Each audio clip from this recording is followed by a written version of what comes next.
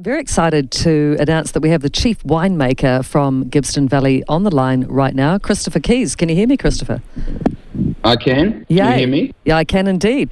Now, I'm so excited to talk to you because this was, I think we can share, it was a little bit last minute, this interview, and obviously since we started broadcasting here in this fantastic place, the first thing I thought of was like, yes, we need to talk to the winemakers and the people who bring it all together. So it's great to have you here to chat. And you've had a pretty busy morning meeting Rex Pickett as well. Tell us a bit about that. Yes, nothing's last minute in the, everything's last minute in the wine industry. I never know what I'm going to do during the course of a day. I turn up to work and things tend to unfold with great uncertainty. So I feel quite at home, Leanne. Great. Yeah, we met Rex yesterday picked him up from the airport and welcomed him here to the Gibbston Valley Lodge and let him settle down. I think listening to his schedule it made me sweat and get a instant sympathy headache. He's travelled a long way to come from California, from LA, and then a nice tour around New Zealand, which took in Auckland to Gisborne, to Napier, to Taupo, to Wellington. So as he says, about 500 miles. He's done the maths and he's sat through it and right here, flopped down and he's been incredible. He's taken a breath. Which has been awesome for me and hopefully for Rex as well, just to de-stress. Shoot the breeze. Yeah, and Rex is in effect. Yeah. We are going to talk a lot about what Rex is up to in this hour, but first of all, I do want to focus a bit on you, Christopher, because do you prefer Chris? I'm easy, but okay. My mum called me Christopher, so I've kind of stuck with that. And good. I'll take it. Yeah. Perfect. So, just intrigued by something that you said about Pinot in the introduction that's online, and you said Pinot is about love. Can you elucidate? Well, I've been here for 15 years, so I've forgotten writing half of what I've written about, and I've certainly forgotten what love is a few times and rediscovered it over the years. So 2 marriages in. Let me talk about love. Yeah, you're an expert. Yeah. So I doubt that I'd ever say that. I'll be honest. At least at best I'd say love is multi-dimensional and comes in different shades and different forms and different moods and different textures. So I'll draw that rather trite analogy on in that way. But I think it does. You have to love what you're drinking for a start. True. And Pinot is something that that perhaps more than any other variety does allow a degree of sensual integration between its natural form and the person enjoying it. So there's a lot of interplay. There's a lot of, I guess, initial sizing up. A really long, extended foreplay. I don't know if that's good. God. You are going into detail. Well, it sounds a bit of a waste of time to me, to be honest, but apparently it has an effect.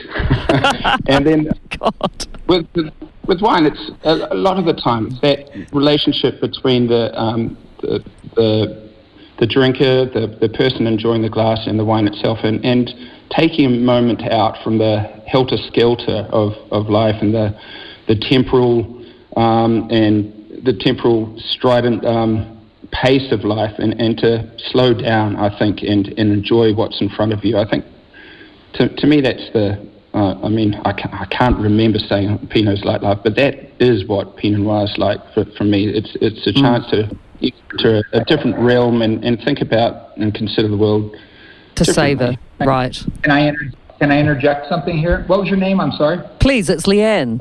Hello, Rex. Leanne, I'm sorry. This is Rex Pickett here. G'day, Rex. Please interrupt. Hey. Yeah. Well, he's maybe over-intellectualizing it, as Chris is wont to do, but, there is something about Pinot because it is such a difficult grape in many ways, and now I'm sounding like one of the characters in my movie, but it really is about give and take and communication between the winemaker and the grape. You have to give what the grape is taking you, and you have to be willing to work with those difficulties and understand them and not run from them in a way or try to slap it over, or as Chris would do, just sue for divorce. No, I mean, you're married for life to this grape, through thick and thin. You are thick and thin skin. You are, but in that way, we should never forget the consumer. So it's a little bit of a three-way. Yeah. So it's we'll get off of that. But it is true. I think there is a real, a real kind of love relationship with Pinot Noir. You have to have it. If you don't have it, you would probably just run scared from it. If you want to. I was in Sonoma recently, and I met a woman winemaker at Blue Farms, and she only makes Pinot Noir. And I was asking her about it. She works a lot of different clones, and she likened it, Leanne, to a watercolor. That she can only work with those clones because she doesn't add any other grapes, to it. Right.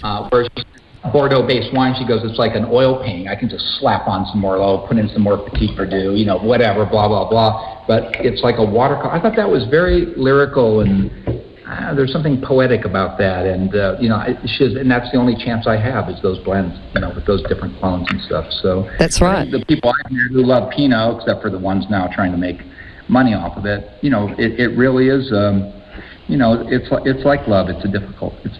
And it's unique to every person, isn't it? What one's interpretation of love is, and I think you can bring in your own standards, your own beliefs, your own enter into it with the same degree of uncertainty. To me, that's another magical thing about Pinot Noir. It's so uncertain. It's not like perhaps with other varieties, the Bordeaux varieties, you would have an endpoint in mind. Or like a novel, you say you need an endpoint. Yeah. I don't think you can ever have that with Pinot. It's not something that you can project out and say, I want to get there. The process is much more...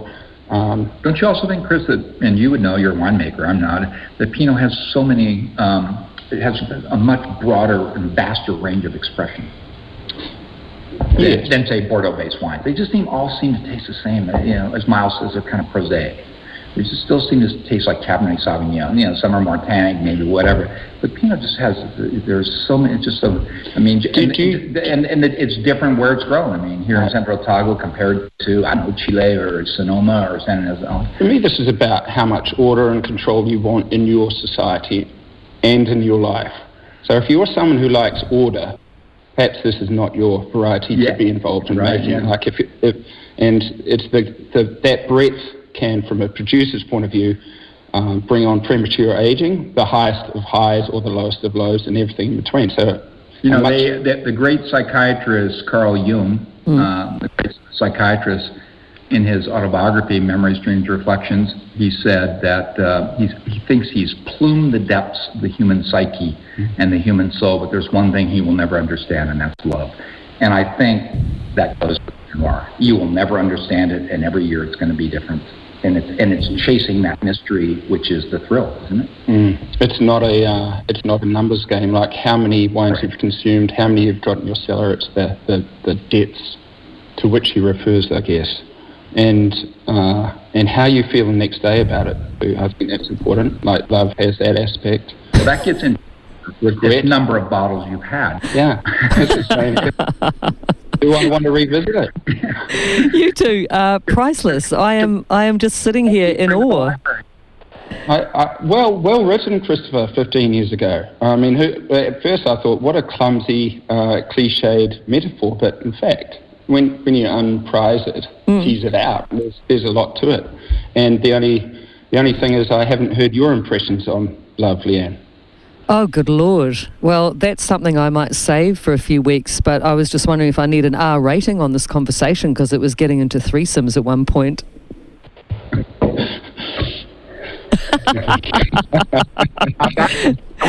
From America, you want to be canceled. You would be cancelled. You're fine. Winemaker of Gibson Valley was when you said threesomes, not Rex Pickett.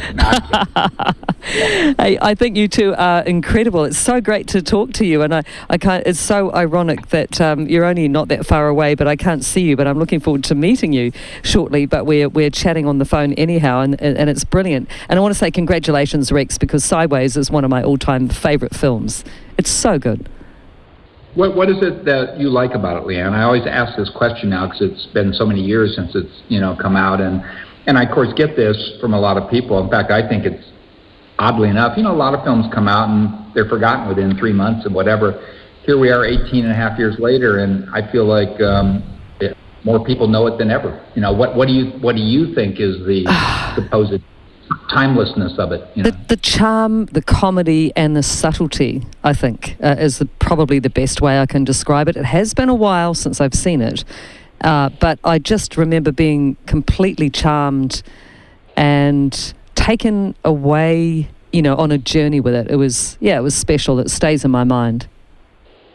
Well, my ex-wife, who is the chair of NYU Tisch School of the Art graduate film, we made a couple films together, and then she won an Academy Award for a short film I wrote, and then she went off into academia. When she read Sideways, she told me to burn it. She did? She told you to burn it? Yeah. Why? I guess she said it would ruin my career. I said, Barbara, I don't have a career. She said, well, you really won't have one now. Oh, wow. She of little faith. Yeah, she was serious. And initially she was right, because I had, the book went out to both publishing and film simultaneously, and I have over 235 rejection letters from the publishing industry. And Gosh. in 4 separate rounds of submissions, and how it got to Alexander Payne is a miracle that would take another whole one of your shows to talk about. But it's that how it even got to him and how it even got to be made a movie, and then but how I think because it was so successful, made so much money and everything else, and changed the wine industry in many ways. How could everybody be so wrong? It's right. A fickle it is, kind of like Pinot Noir. It's fickle, but it really was. No, I think because it was personal, because I bared my soul, and that got filtered through, of course, the director and Paul Giamatti, the actor who plays my alter ego, because I wrote it in first person. But it's I think there's something vulnerable about Miles. He's self-deprecating, self-loathing. Absolutely. He's kind of he's an everyman. Everybody has hopes and dreams of being a rock star winemaker like Chris, or a supposedly celebrated author like me, or a great brilliant radio host like you. But the sad fact is that most of them end up at Starbucks. Yeah. So Miles I don't mean to put down workers at Starbucks. No. But Miles I hear you. represents that he's down but he's not out. He's still trying. His novel is everything. If he can get it published, he can turn the corner, and life is going to be rosy or somehow. And I think a lot of people identify. You know what I mean? And that's it. Yeah.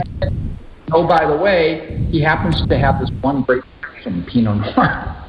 And they kind of glom onto that in a way. He believes in something. That's his belief system, anyway. That's right. And it's about one man's passion. And I do agree, the self-deprecating side of him was really charming. And obviously that was you.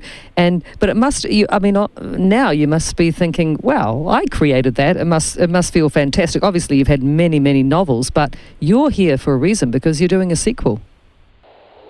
Yeah, well, I've written 2 sequel books, but the director hasn't wanted to do them. I don't control the movie rights. But now things have changed, and there's been, I can't really get into the details of that, but, I get offered, I can keep writing all the books I want, Leanne, but, and so it was an opportunity a couple of years ago with a gentleman named Yusuf Murrah, but of course, with the COVID and the restrictions and everything else, they couldn't get me over here.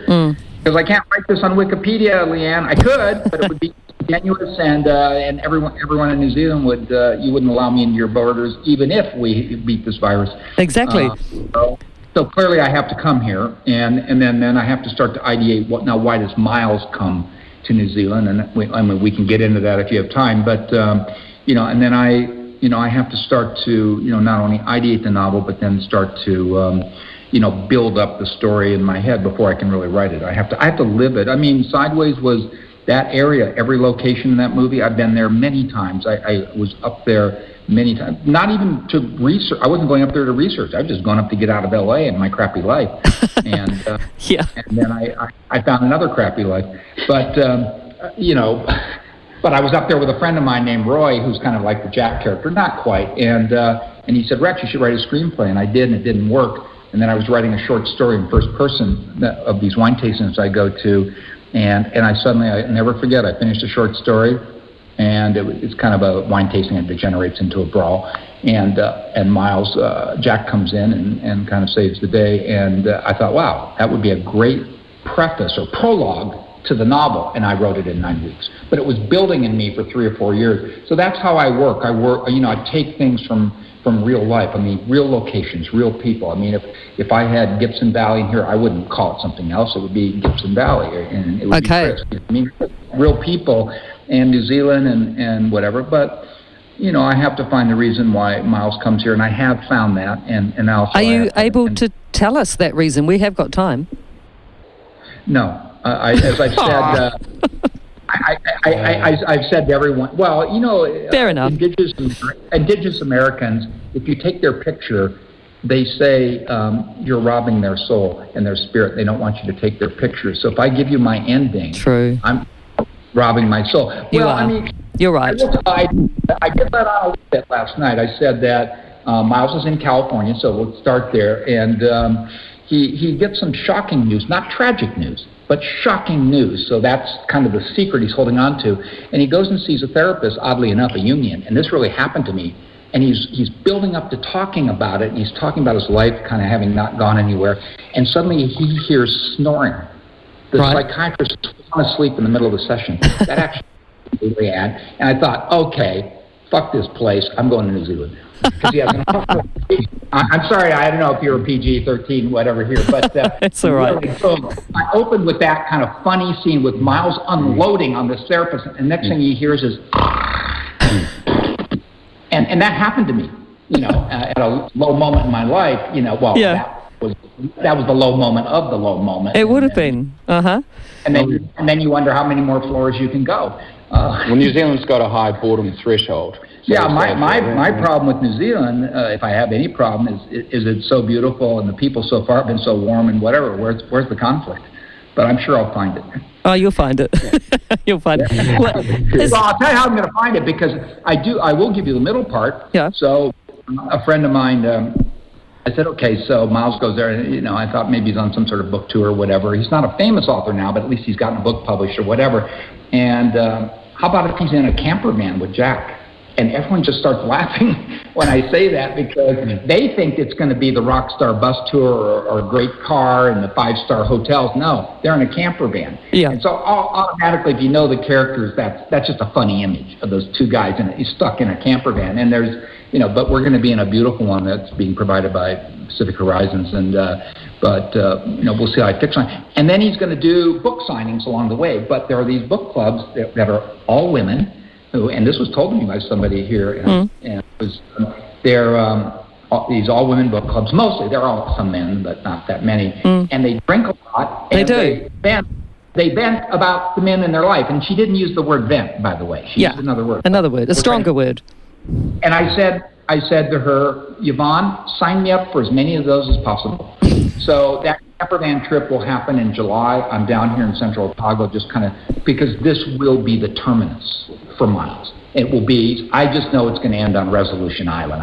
For some reason, I have a poetic notion, which Chris was disabusing me of last night, because he said it's like, 10 people down there who, or whatever, might want to kill me. But, no, seriously, I decided this poetic, so that forms the kind of, Miles and Jack kind of coming to a... Right. And whatever happens on that trip, I'll use fictionally in what way I'm going to use it. For instance, in Sideways, those things, I didn't have a naked man chase after me after going back in. Yeah. I got close to that moment, but oddly enough, I won't tell that story, because I don't want to alienate your listeners. But no, seriously, so there are things. I did drink from a spit bucket once in front of about 15 high-end wine people, just because they were all dumping high-end wine. I was dead broke, and you actually drank. They said, okay, the tasting's over. I go, no, it's not. I picked it up. I go, I need another drink. And so I drank from the spit bucket, and they laughed about it every Saturday at our wine tastings we have. And if they're laughing about it, I got to put this in a novel, but in a different Miles, obviously out of total frustration with his life, So, and it's been an incredible journey. Right now, Sideways the play, which I did, is in Spain in 2 casts in 2 languages. It's on a national tour. We did it in California. It was a huge hit. And now we have Sideways the Musical. And we have all 18 songs, and we've got a great producer here. And I even played some songs for Chris last night. And so I'll let Chris weigh in on what he thought about them. I mean, it was over an iPhone, but... Hey, do you know, because the music was great, and actually I wished that I had more warning, because we could have played... What's your favourite track from the original Sideways movie, Rex? Well, okay, the musical is different because it's based on the play, and so it's all new songs. And I actually, wrote... But you're talking about the music score by Rolf Kent in the movie.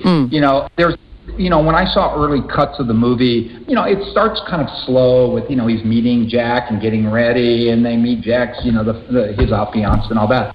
But there's a moment where Miles, they go to visit his mother, and he takes money from her, although it's different in the novel, but we won't get into that. And there's a cue that starts there, and I don't remember the name of it, but it's a little bit of a kind of a downbeat, almost like sad. There's a kind of a melancholy to it, a melancholy cue, and that cue is a leitmotif. You hear it again 3 or 4 times, and at that cue, I realized, oh, wow, this got some heart and soul. There's a great film critic, Peter Rayner, and he wrote a rave review of the movie, and he was talking about Alexander Payne's first 3 movies, and they're very satiric movies. He kind of I like Alexander, but I'll say this because he's not going to be listening to this, but he he stands people at arm's length, and he sort of slaps them silly, But Peter Rayner said, he's telling you that, and he's right. That's what Alexander's first 3 films were like. But he said in Sideways, Alexander Payne traded in his sarcasm for a soul. What? And I love that line. Yeah. Because really, but he should have said something different, Leanne. But in Sideways, Alexander Payne traded in Alexander Payne for Rex Pickett. But again, that's probably asking for too much from a film critic. No, I'm kidding you. But no, seriously, if you watch his first 3 films, there's a kind of you reach you go down a layer to a certain soulfulness, just like Pinot Noir. There's times when it's just so sublime, it just touches the soul, and then other times it's just on the surface, So Sideways can be approached on the surface and just be a comedy. But you go down another layer, and it's really about failure. It's about so many other things, and you're moved by this guy who's struggling just to keep his head above water because his life is such a POS. Well, yeah, a POS. That's a good one. I have to ask you, Christopher, are you two sitting there with a lovely bottle of something right now? By the way. Well, I've had to do something. So what are you choosing to drink today? What have you given Rex to try from Gibston? Well, it's cool. I've chosen a 2012 Pinot Blanc. Pinot Blanc's a rare variety. We've got no more than 0.6 of hectare of it planted. But it's one of our favourite wines. And the reason I chose that wine was that I've never heard a song where Pinot Blanc is used in a rhyme. And Rex, from his musical, one of the songs he was playing last night, really cleverly linked grape varieties in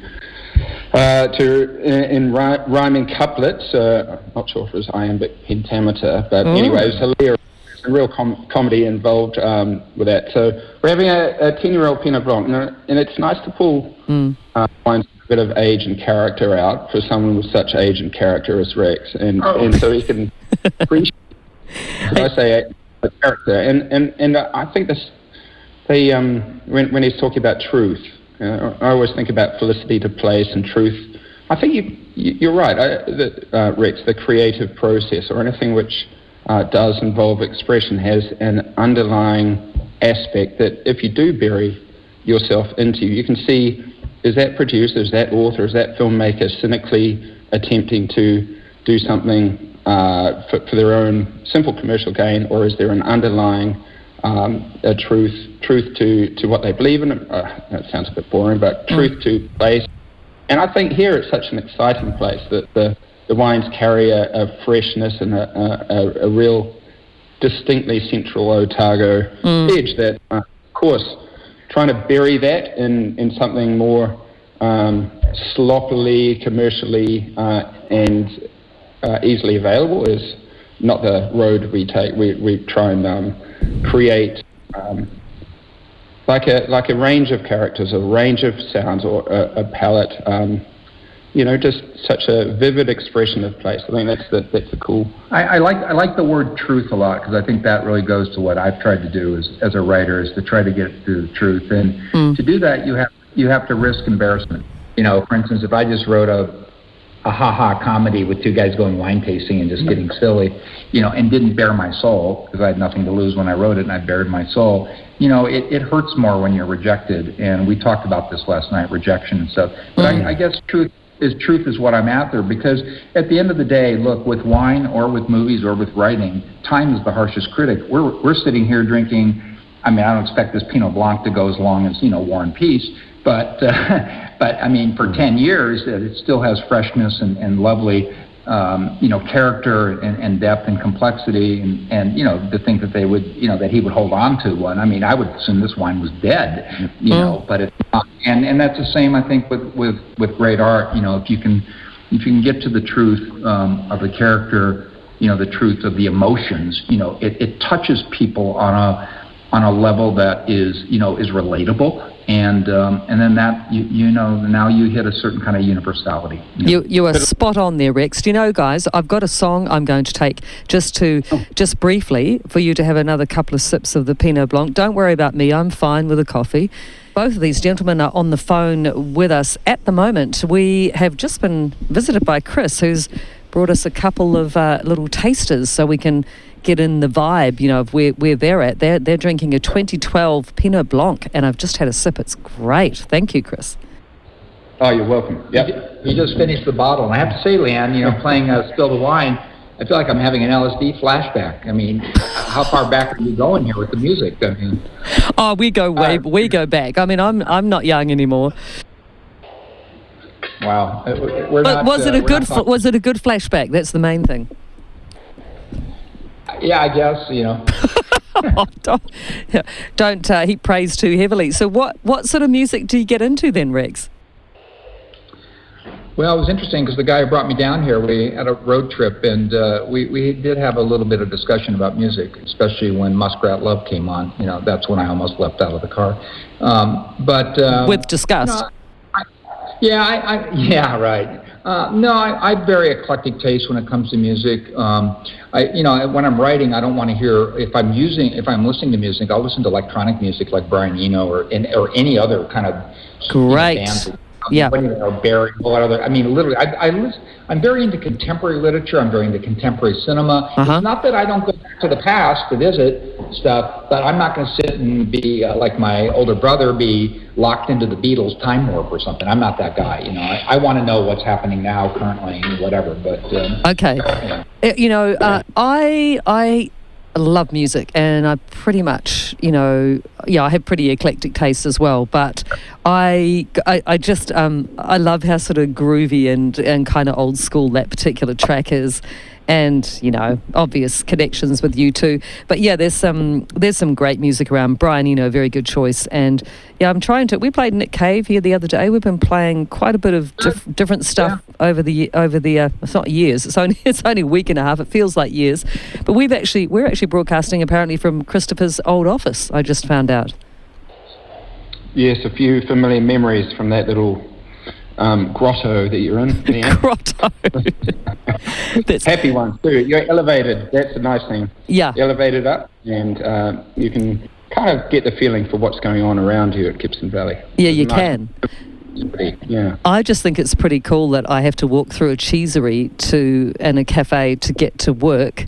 Plus, I had to fight pretty hard, but we've got a little window which lets in a bit of light. But I would have loved to have had a picture window of the mountains outside. But at least I can see what the weather's doing, and what a great place to work. Really.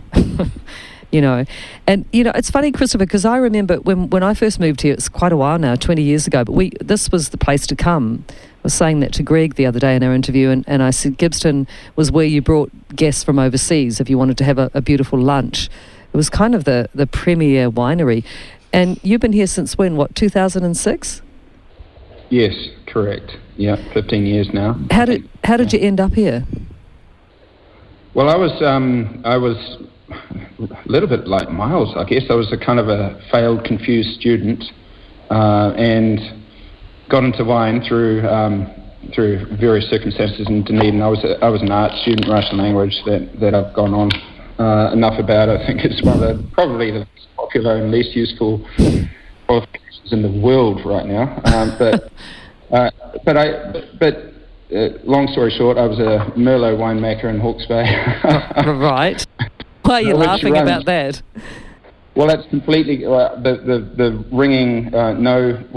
Say it, Rex. It's better out of your mouth than mine. What? No fucking Merlot? Yeah, that is ringing my head. So I was up in Hawke's Bay, but I travelled to the US a few times and was diving deeper into Pinot Noir, and for me it was an easy, like if you're into Pinot in this country, Central Otago is the place to be. And all the other things, like this place draws in, I really like living here. It's such a plural society, and it almost feels like you'll know this, Leanne, but you get communities, but they're diverse, and there's no one sort of New Zealander here. You meet them all different shades, colours. It's so beautiful. The seasons, the social side. Once you're here, you don't really want to leave, do you? It grabs you somewhere in different ways. It can be, So that's how I got here, I think, because I wanted to. Yeah. And what happened for me, similar thing, came here for a holiday and couldn't really let it go and tried to kind of leave and go back and always returned. And I don't know why I felt like I had to leave paradise. It's almost like you felt guilty because you were so happy in a place, which is strange, isn't it? And then I found out that I had a whole lot of ancestors who come from this part of the world, and perhaps that was a draw for me as well, which I had no idea about. But yeah, I totally love Central Otago. What were they doing? Well, I'm still getting to grips with what they were doing. I think there were some of them were farmers, some of them were, I have Scottish ancestors who came here and lived in Kinloch and places like that. And I'm not 100% sure. I think farming, working the land, what else? Certainly not tourism and, 100 or so years ago. I'm not, mostly they were pretty... Oh, maybe some mining, actually, as well, so in the gold rush. So, yeah, stuff like that. And it kind of, and it was right across Otago and all into Queenstown and Glenorchy and Kinloch, which really surprised me. I only found this out this year. And, yeah, it always felt, like I had people who drowned in Lake Wakatipu, a family who were, going across from Kinloch on a boat and, terrible tragedies. Yeah. What's that? I think, Leanne, that's what's going to happen to Miles and Jack.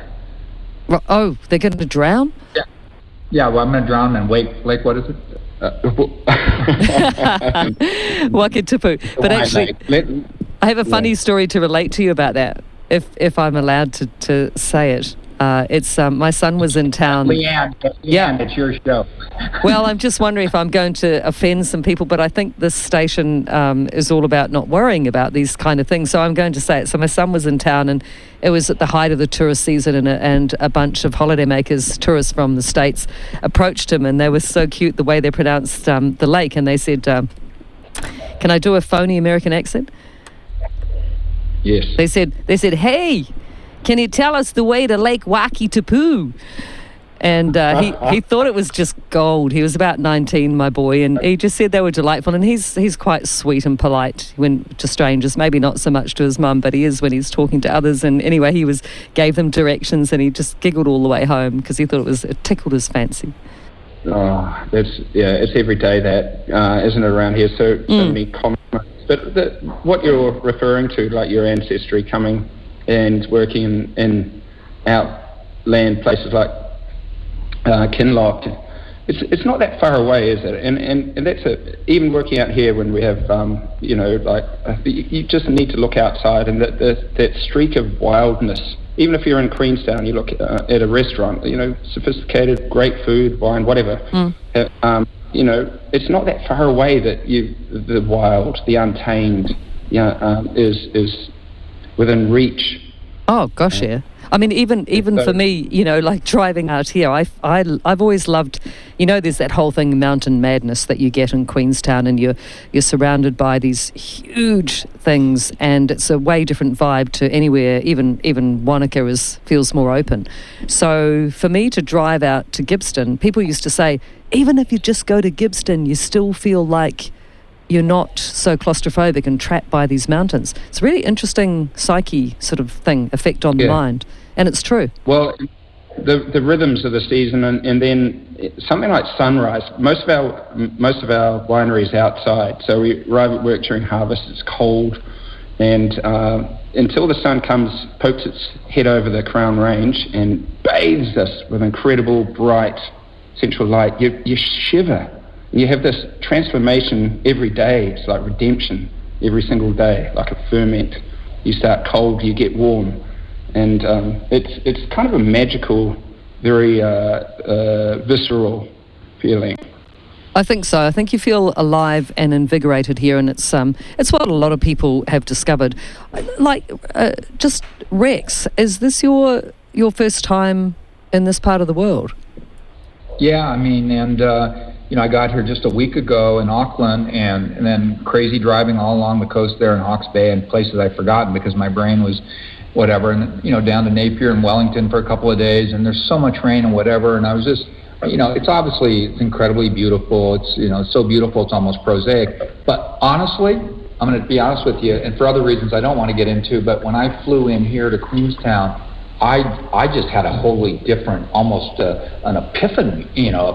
I mean, it was like I wrote to some friends. I said, I'm in God's country. Oh. That's what I felt like, and I don't know if it's my sensibility growing up in San Diego, which is essentially a desert on the sea. So this is more a kind of a desert climb in some ways, as opposed to all the rainfall you get in other places where it's so lush and verdant and green. And again, it's beautiful and against the ocean. But something about this place, I thought, well, I was right in ideating that my alter ego, would come here. He would want to come here because it, to marry the feral, which is I think what Chris was saying. There's this kind of feral beauty in a way, but with these really civilized, educated people doing something really, artisanally sublime. That combination, that marriage, that confluence. To me, I felt it as soon as I flew in to Valley. I said, "Oh my God! Finally, I could, relax from this." Well, of course, it was a little bit the crazy drive, but yeah. I really I could be wrong. I've only been here for a week. What do I know? But it seems to me to be, if not the most beautiful, certainly one of the most beautiful places in all of New Zealand. It has to be. It has an exquisite natural beauty which will always pull people, I think, forever, no matter what happens in the world. I think there will always be a draw card. But we know that Jane Campion's Power of the Dog, which was nominated for 12 Academy Awards, was shot largely in, I don't know if it was around here, if it was up maybe a little bit just a bit further north, from here, but not terribly far, say about an hour or so, But bear in mind, that was supposed, and I read the novel, it's supposed to be Montana in the 1920s, and it does have that feel, but Montana doesn't have the vineyards, and it's just missing something. Of course, it also has the crazy redneck politics, but we won't get into that. I don't know. It felt like that a little bit to me, Montana, Wyoming in a way, but maybe with more of a kind of a untamed beauty. I'm not seeing like herds of cattle and cowboys or whatever. Maybe that's on the tour next with Chris. But no, I couldn't believe when I flew in here. I thought it was, and I'm not just saying this for your audience. Honestly, I thought it was just exquisitely beautiful. So you did. Maybe it's just my. Okay, Rick. My sensibility. Thank you. No, it will be much appreciated. New Zealanders love nothing more than to hear that that tourists like where they are. But so you did take the flight in. Did you find it quite freaky flying in through the mountains? Some people find it quite confronting. No, I didn't, because I had taken some Xanax. So I was completely relaxed as we coasted in. No, honestly, I didn't take any Xanax this time, but I have because I've had to be deplaned before. But I felt comforted coming in through the mountains. I felt enwombed by the mountains, and the pilots were just they they knew what was left and what was right, and they came in. It was actually a wonderfully relaxing flight, I have to admit. So no, it didn't freak me out at all. Actually, I'll tell you what freaked me out was flying into Aspen, Colorado. Yeah, right. Okay. That will really test your anti-anxiety medication. Yeah, well, when I first moved here, someone said to me, wow, you've totally moved to the wrong place if you don't like flying, because Queenstown Airport is hairy as, to use a Kiwi expression. And I found myself often gripping the seat. Yeah, but think about it. If you're going to go down, what a better place to go down than right here. In fact, I have an app. I have an app that I like, because I've had some flying issues, but I don't anymore. And it's called "Am I Going Down?" And what you do, you type in where your departure and your arrival, the plane. Yeah. And then it gives you the odds of your chances of going down. And it's a great app because it says if you took this flight every day for 13,500 flights, you wouldn't go down. So anyway, no, I didn't. I wasn't. There was no. I cannot believe there is an app. Are you for real? Am I going down? Yeah, am I going down? It's wonderful. I show it to the flight attendants. They laugh. I always type in the airplane you're flying, and it gives you the odds of you going down. And they're so astronomical in your favor that it's like, oh, okay, I'm not going down. That's kooky, but I love it. And for someone like me who's a little bit plane anxious, I mean, I'm fine now. I just I've worked out my own ways of dealing with it, but I don't like turbulence and mountains. I think they're a bad combo. We're coming to the end, which is such a shame. I've actually pulled up a track from the movie Sideways, Rex. Wine Safari. Okay. Wine Safari. So I'm wondering. I don't know the names of the tracks. So. You don't know the tracks? I don't know the names of the tracks. I will recognize the music immediately. Right. So I think we might go out on that, but. Gosh, I wonder if we should keep you on for the next hour. But do you know what we'll do is we'll wind this up. Chris, I hope that we can speak again. I'm sure we can. I think we need to do, at least a monthly, if not more often. A Wednesday winemaker chat would be super fun. I used to watch you on TV3 at least once a month, and really enjoyed that. Happy to once a month. And thanks for having us on. Big fan. No, that was one of those. What do you call those? Like bad compliment? No, Leanne, very happy to. Backhanded compliment. I watched you once a month. Yeah. Well, no, I wish I didn't want to confess my early TV3 era. I like Leanne Malcolm. She was my favourite newsreader. Thank you. I paid you a lot of money to say that. When do you want your cash? Well, let's just trade wine and chat. So, wine sounds good to me. Yeah. I knew that this was going to be dangerous working out here. I knew it. Hey, but it's been so delightful. You two have been brilliant, and I think you'd be a great team. I kind of need you here every day for an hour because I've loved the chat.